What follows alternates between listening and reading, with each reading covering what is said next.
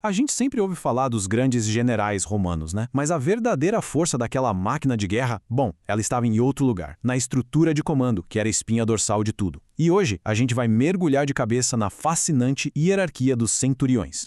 Agora imagina a cena, o caos do campo de batalha, espadas para todo lado, quem é que realmente estava no comando ali, no meio da poeira? Quem dava as ordens que podiam decidir a vida ou a morte de milhares de soldados? A resposta?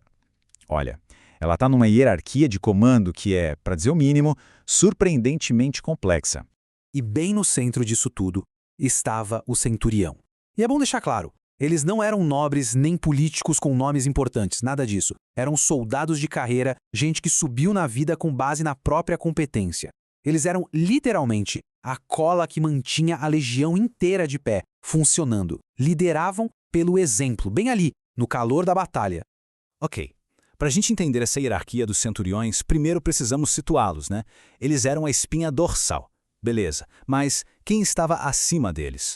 Lá no topo da cadeia alimentar, claro, a gente tinha os figurões, os estrategistas, tinha o legado, que era o comandante-geral da legião, os tribunos, que eram tipo o estado-maior dele, e o prefeito do acampamento, o cara da logística. Mas sejamos sinceros, no dia a dia, no vamos ver, a autoridade de verdade, lá na linha de frente, essa era dos centuriões.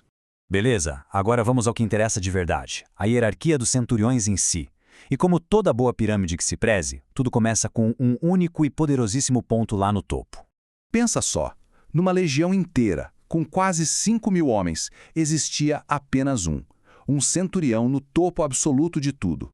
Esse cara era o Primus Pilus, a primeira lança. Pensa no veterano dos veteranos, o soldado mais casca-grossa, experiente e respeitado de todos, era ele.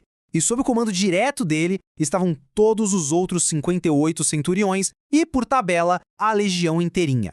Certo, logo abaixo do Primus Pilus, a gente encontra um grupinho bem pequeno exclusivo de oficiais seniores. Eles não eram o número 1, mas olha, estavam bem pertinho. Apenas 4. 4 homens formavam esse círculo de elite, o degrau seguinte de comando logo abaixo do topo da pirâmide. Esses eram os Primi Ordines. O que eles faziam? Comandavam as outras centúrias da primeiríssima coorte. E olha, a primeira coorte era a elite da elite, a nata da legião, só com os melhores soldados. Então, ser um Primi Ordines era um atestado de uma habilidade e confiança absurdas. Vamos descer mais um degrau. Agora a gente encontra 9 centuriões sêniores, basicamente um para cada uma das coortes que restavam. Pois é. Cada uma de aquelas outras 9 coortes da legião tinha o seu próprio chefão, o seu centurião sênior, o Pilus Prior. A função dele era comandar a primeira e mais importante centúria da sua coorte, uma unidade com uns 80 homens. E ele era, na prática, o líder tático principal daquele bloco de soldados. Bom, já vimos o topo e o meio. Agora, vamos para a base da pirâmide. O grupo mais numeroso, os oficiais que eram, de fato, a fundação de toda essa estrutura. 45. Esse é o número. 45 oficiais que formavam a esmagadora maioria do corpo de centuriões. Eram eles os caras que estavam lá na ponta, liderando as tropas diretamente no campo de batalha. Essa galera, esses 45 centuriões, comandavam todas as outras centúrias, da segunda até a 10ª coorte. Se os centuriões eram a espinha dorsal da legião, eles eram a espinha dorsal da espinha dorsal. Eram eles que garantiam que as ordens lá de cima fossem executadas com aquela disciplina e precisão romana lá no nível do soldado comum. Beleza, então. Como é que essas peças todas se encaixam? Vamos dar uma olhada na estrutura completa para a gente visualizar a legião em ordem, direitinho.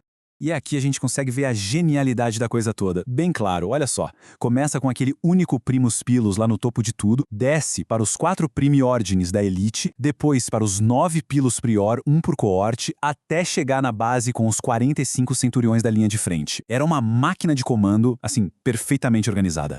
E tudo isso nos leva a uma reflexão final, né?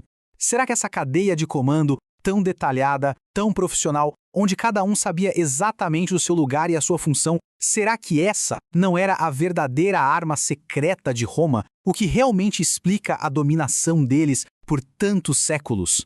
Fica aí a pergunta.